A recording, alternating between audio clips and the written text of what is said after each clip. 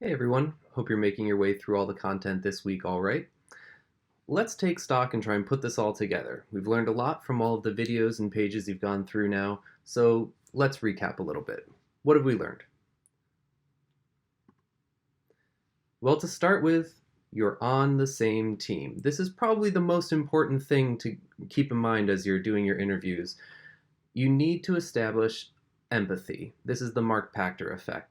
Remember that it's an interview, not an interrogation. You don't have to play good cop and bad cop with them. You just want to draw out the best of their interview that you can. And they have to feel comfortable in order to do that. One strategy for doing that, as we saw in Barbara Walters' video, is you can meet them in their own turf. It's a common misconception that you want to actually meet them in a neutral location like a Starbucks or something. Oftentimes you can gain a lot more by actually meeting them at their house or in their neighborhood. Not only will they feel more comfortable and feel at home and therefore be a little more at ease in giving their answers, but you can kind of do some sleuthing and figure out maybe more about the person by what's in their surroundings and how they live. Next, of course, you need to do your homework.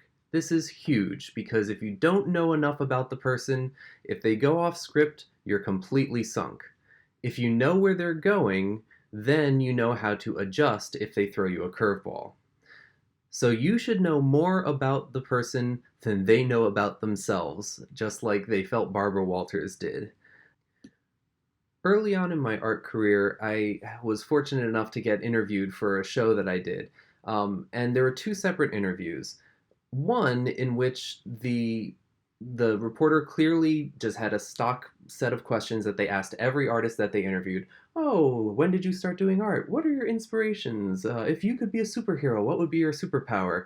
And they asked me all these questions, and it turned into the most dull and exasperating interview for me to answer because it was clear they didn't care at all about what I actually did. They just saw that I did something and they wanted to just fill some content and put it out there. And so it was like pulling teeth trying to wrestle all of these questions that had nothing to do with anything in order to end up wrangling it around to talk about my actual artwork and what I wanted to get out about my artwork. Um, on the other hand, this other interview that I was able to participate in, this guy clearly did his research, and I was astounded because it seemed like he might as well have even read my master's thesis by the questions that he was asking. You could tell he had definitely gone to my website, he had definitely read up on my work, he had definitely seen the work, and it was a fantastic conversation. He was able to ask questions that really got to the heart of my practice. And then I was able to just jump off of that and provide good insight into the questions that he asked. And it was a much more pleasant conversation. Now, this first interview where they didn't know anything about my artwork ended up so terrible it didn't even get published. It was just garbage. The other one ended up going into the newspaper and getting a lot of attention, and it was a good thing. So do your homework because not only is it a way to know more about what you're asking, but it's a sign of respect to the artist that you care enough, the sign of respect to the person you're interviewing, that you care enough about them to actually have researched them. And you're going to get a better result out of the answers that they give you because they're going to see that you care and they're going to be able to talk about something they're passionate about.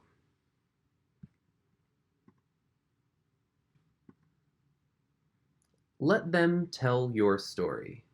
Now remember, we talked about setting your agenda, right? This is huge because the entire burden of your story is all on this person's words. That means you have to craft the right questions in order to get them to do your dirty work, even though they think they're telling their own story.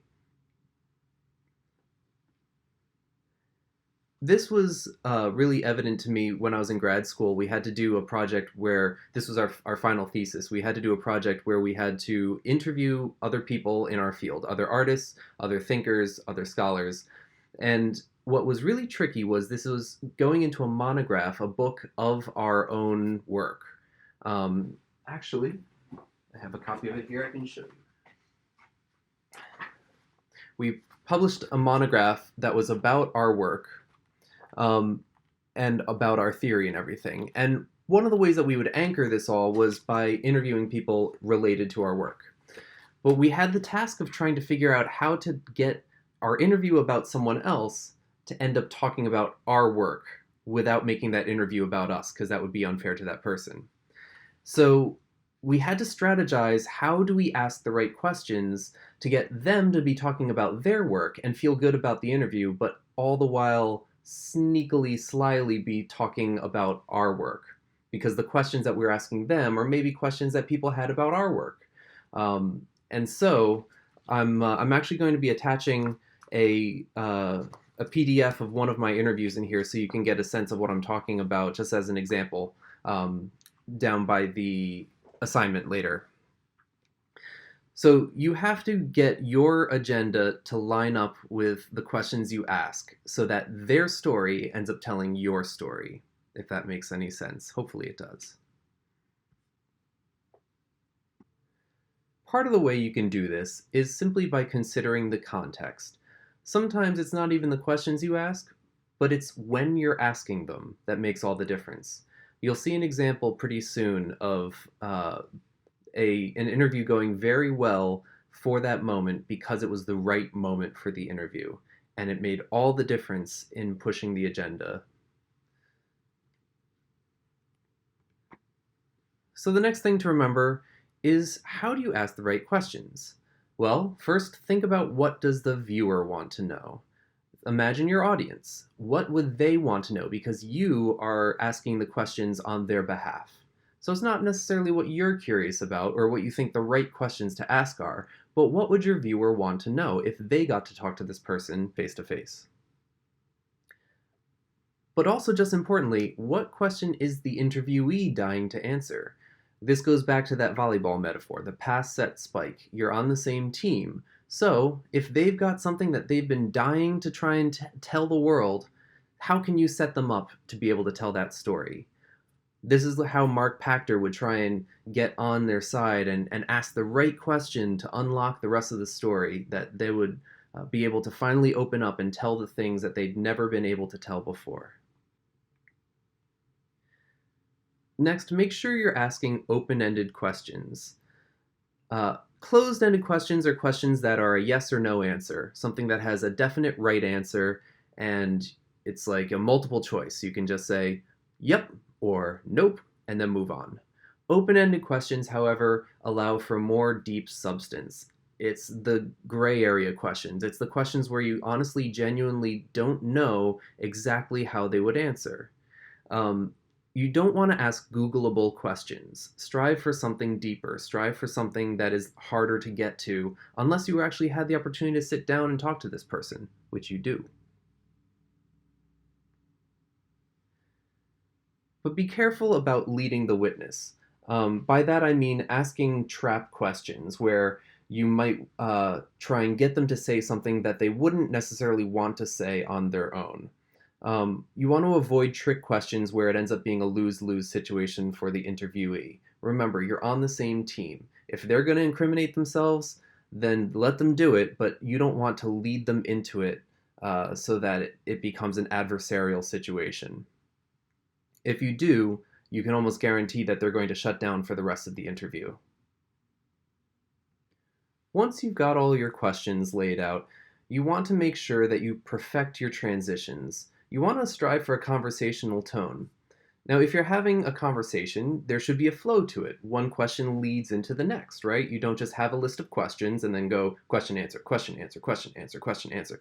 No conversation in real life actually happens that way unless you're having it with a robot. So you want to make sure that you actually edit your questions to incorporate a transition that can bridge them together. You can do that. You can go back after the fact and be like, oh, they answered this, and so I can jump off of that and just change how I get into my question. Keep the question the same, but change your transition in order to bridge from one question to the next after the fact. That's just good editing. As long as you're not changing the question around, pulling a fast one on your interviewee, then that's totally fine. The more you can do to just let the audience lose themselves in your conversation, the better. Once you start having them draw their attention to the process of the interview, towards what questions you're asking and how you put this interview together, the construct of the interview, now you're detracting from the content And you're potentially casting doubt upon your integrity as a journalist. Oh, this is how it's done. Is there some sort of trick up his sleeve, rather than just letting it be a conversation that feels natural and they don't even think about it? So make sure you strive for good transitions. Part of that is asking good follow-up questions. If they answer your question in a sort of unexpected way, don't just go, huh, all right, time to move on. Next question. If it's interesting, dig in. Go off script, ask them a follow-up question, and then they can respond to that, and you can really get into something interesting that you might have missed if you were just sticking to your questions. Sometimes they'll give you an answer that's even better than the answer you were expecting, and you can really get further along in the conversation by digging into them. So in addition to editing your transitions, make sure you add some follow-up questions. You can send another email, say, hey, some of your questions were really interesting. I have a few more questions to follow up. It can be a really good way to get that conversational tone going. Now, sometimes you might hit a roadblock and there's just a question you can't get an answer for, or you just feel that they're not opened up enough. One of the tricks that Barbara Walters did is, number one, you can ask them a question at the end that's sort of the, now did I miss anything question, or the, here's what you want to tell me question. This is where she said, so and so is ... fill the blank. It allowed them to just say whatever hasn't been said that they wish you asked them. Now, if they're still reluctant and you feel like they're just closed down because their guard's up too much and they won't do this on stage, so to speak, wait till an offstage moment. At the end of your interview, you might want to, still on the record, you might want to just be like, well, thank you for doing this. I really appreciate your time. Bring it to a more casual tone, conversation. I hope you have a great week. Hey, before you go, while I have you, I was really curious about one last thing. Can I ask you da da da da da da da da? And they might have just brought down their guard just enough at that point to go ahead and then answer your question in a much more genuine way. It's a trick worth trying out if you're ever stuck.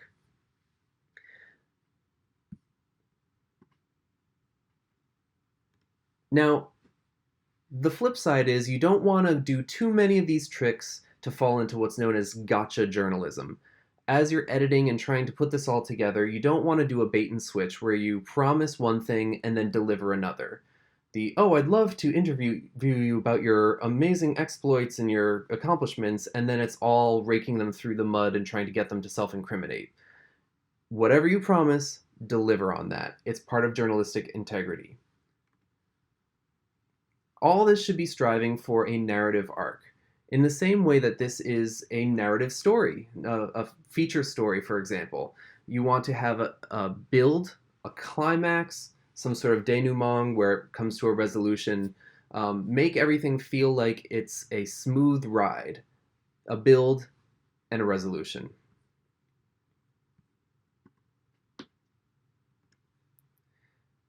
Now make sure you do your best not to misquote them, and keep in mind that it's all a quote if it's an interview. The whole thing is a quote, so treat it as such. You don't want to take things out of context. You don't want to manipulate what they said. Yes, you can edit in order to fix a word here and there that didn't make sense, or fix spelling. You don't want to make them look stupid, so you can fix some minor errors, but you want to stick to what they said. It's the worst feeling in the world to think you've had a great interview and then you read the final product and you realize, that's not what I said. They just made that quote up. It's an awful feeling, and people won't want to do business with you if you do your interviews that way. So stick to what they said and let them just live with the results of what they said. Well, you should have everything you need now to be able to carry out a perfect interview all by yourself, which you will. But first, head over to the next segment and watch an example of someone who does all of this stuff really, really well. And it might be an unexpected source who is carrying this all out. So I hope you enjoy. And when you're all done with all of that, make sure to head over to the discussion forum, either answer my question or post a question of your own, engage in some discussion, and then check out the assignment, because you will be interviewing someone in your beat. Now, you can do this over email. Most good interviews these days are actually done via email, but you can also do it via phone. Given the circumstances, I'd recommend against doing it in person, unless it's someone who happens to already live with you. But you want to pick someone who's essential to your beat and pick out some really good questions. Make sure to schedule this with them ahead of time because they might not be available last minute when you realize you have a deadline and haven't interviewed them yet. So set this up as early as possible, then you'll have time to draft your questions, send it over to them, get the responses, and carry on from there. Edit it all together and make it into a nice package. If you're stuck on formatting or need an example, check out the one that I post where your assignment is posted and have at it. Good luck!